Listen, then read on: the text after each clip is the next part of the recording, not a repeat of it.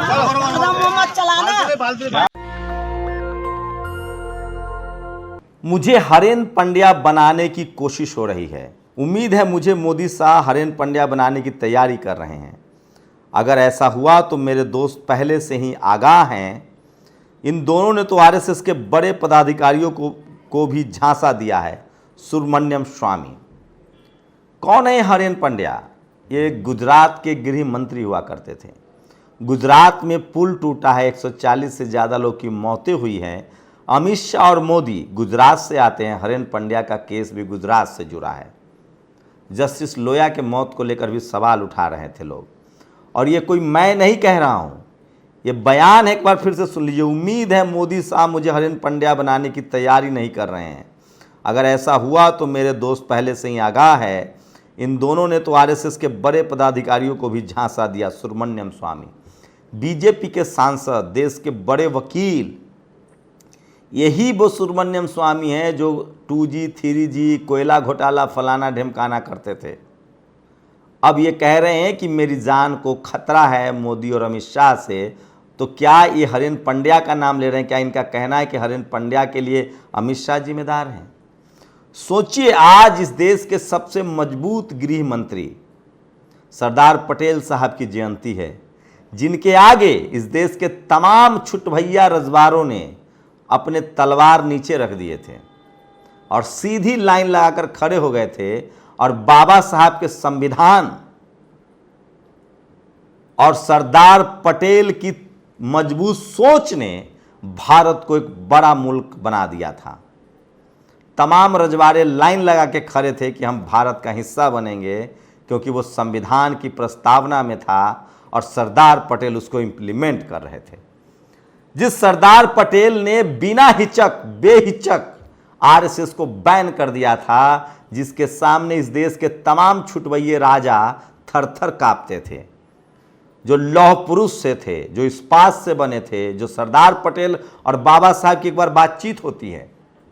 सरदार पटेल कहते हैं कि बाबा साहब आरक्षण हटा दीजिए, आरक्षण से कितना भला हो जाएगा, कम से कम नौकरी से हटा दीजिए।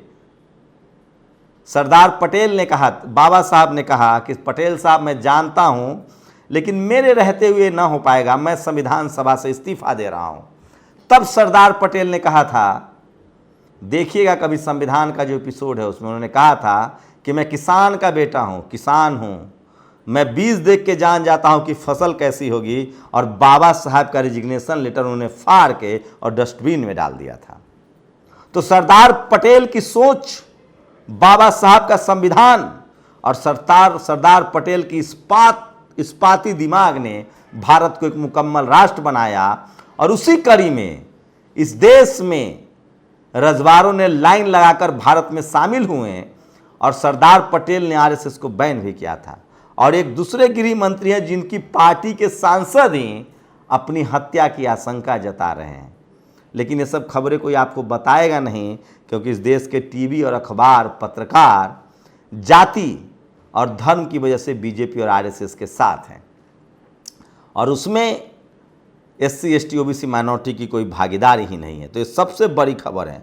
दूसरी बड़ी खबर वही है गुजरात से, जो पुल टूटा है, जिसके बारे में वीडियो चलाया गया IT सेल के जरिए, बीजेपी नेताओं के जरिए, टीवी अखबार के जरिए कि साजिश करके पुल गिराया गया है। अब पुल गिरने का CCTV फुटेज भी आ गया है और तमाम जो वीडियो दिखाए जा रहे हैं उस पर साफ हो गया कि वो सब पुराने वीडियो थे। लेकिन आज भी प्रधानमंत्री चुनावी रैली करने से बाज नहीं आए और उन्होंने 2-2 चुनावी रैलियां की गुजरात में। बस इतना ज़रूर है कि उन्होंने इमोशनल होकर बता दिया कि मुझे मोरबी की याद आ रही है, दुखद घटना है। खैर, अब ये वीडियो देखिए।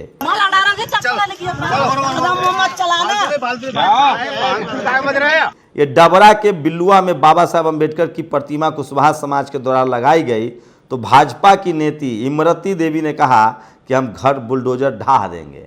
ये भी सोशल मीडिया पर बहुत वायरल है और सुनील अस्ते ने भीम आर्मी के हैं, आज़ाद समाज पार्टी के, उन्होंने शेयर किया है। SC man was ghastly beaten up by caste Hindu for supporting mosque, wearing sunglasses and sitting on a chair outside his house in Rajasthan Barmer. सोचिए, राजस्थान बाड़मेर में एक शेड्यूल कास्ट का शख्स मूछ रखे हुए था, सनग्लास पहने हुए था, अपने गांव के कुर्सी पर बैठा हुआ था, उसको मारा गया है। Get them in trouble even our the vertical hater in a high. सोचिए, राजस्थान जातिवादियों का सबसे बड़ा गढ़ और घिनौना गढ़ बना हुआ है और इसके खिलाफ कोई बात करने के लिए तैयार नहीं है। सोचिए, घर घर तिरंगा के नाम पर जिस तरह से तिरंगा जमा किया गया, गोंडा के विकास भवन में सफाई के दौरान बोरे में भरकर हजारों संख्या में तिरंगे को जला दिया गया। कौन लेगा इसकी जिम्मेदारी? जब 140 लोग की मौत की जिम्मेदारी कोई नहीं ले रहा है तो तिरंगे की जिम्मेदारी देखते हैं कौन लेता है। और सोशल मीडिया पर तमाम वो वीडियो वायरल हैं जिसमें ये दिखाया गया है कि ये घटना साजिश नहीं है, लापरवाही है। और मध्य प्रदेश की तानाशाही सरकार हमारे भीम आर्मी के कार्यकर्ता एवं पदाधिकारी को अगर डराकर, भीम आर्मी के लोग एकजुट है। सोचिए, पीएफआई कार्यकर्ता ने एक बार फ़ोन पर बात की तो भीम आर्मी जिलाध्यक्ष से की जांच एजेंसी ने पूछताछ। ये नीमच की घटना है तो बहुजन समाज के लोग लगातार एकजुट हो रहे हैं। सरेआम पिस्टल की जोर पर दिल्ली की वीडियो है ये। गृह मंत्री यहाँ के अमित शाह हैं, उनके हिस्से में पुलिस आती है। एक शख्स की गाड़ी लूट ली गई। दिन दहारात के समय में सरेआम सड़क पर लोग आसपास देखते रह गए, कोई बोलने नहीं आया। और आज ये गॉड ऑफ एक्ट नहीं, fraud of act, act of fraud है। एक्ट ऑफ गॉड नहीं, फ्रॉड ऑफ एक्ट है। ये प्रधानमंत्री मोदी जी का वीडियो सरेआम तेजी से वायरल हो रहा है, जिसमें लोग सवाल पूछ रहे हैं कि आखिर इस मौत का जिम्मेदार कौन होगा। ये सबसे बड़ा सवाल है। और सवाल है कि बीजेपी के सांसद जब सुरक्षित नहीं है, वो जब कह रहे हैं कि मेरी जान को खतरा है, क्या प्रधानमंत्री और अमित शाह को जवाब नहीं देना चाहिए? सुब्रमण्यम स्वामी एक ब्राह्मण हैं, इकोनॉमिस्ट हैं, अर्थशास्त्री हैं, देश के आर्थिक मामलों के जानकार हैं, मंत्री रह चुके हैं, मेंबर ऑफ पार्लियामेंट हैं, वकील भी हैं, दुनिया के देशों में पढ़ाते भी हैं। कम से कम उनके ट्वीट को देख लीजिए। उनको तो नहीं कहेंगे ना कि ये विपक्ष की पार्टी में है। और अब ट्विटर की तरफ से एक धमाका हुआ है, अभी कंफर्म नहीं हुआ ये चीज़, भारत सरकार ने कंफर्म नहीं किया है। जो लोग जिनका भी ब्लू टिक है उनको $20 महीना देना पड़ेगा, मतलब 83,620, मतलब लगभग 700 रुपये। जिनको ब्लू टिक नहीं मिला है वो बहुत खुश लग रहे हैं।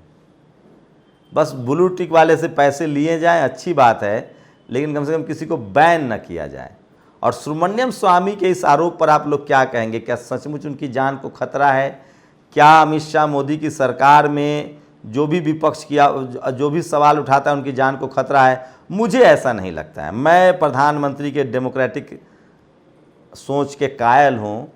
मुझे लगता है कि ये ज़्यादा है, अति है। ये सब डराने की कोशिश है कि कोई सवाल ना पूछे। तो क्या सचमुच सुब्रमण्यम स्वामी की जान को खतरा है?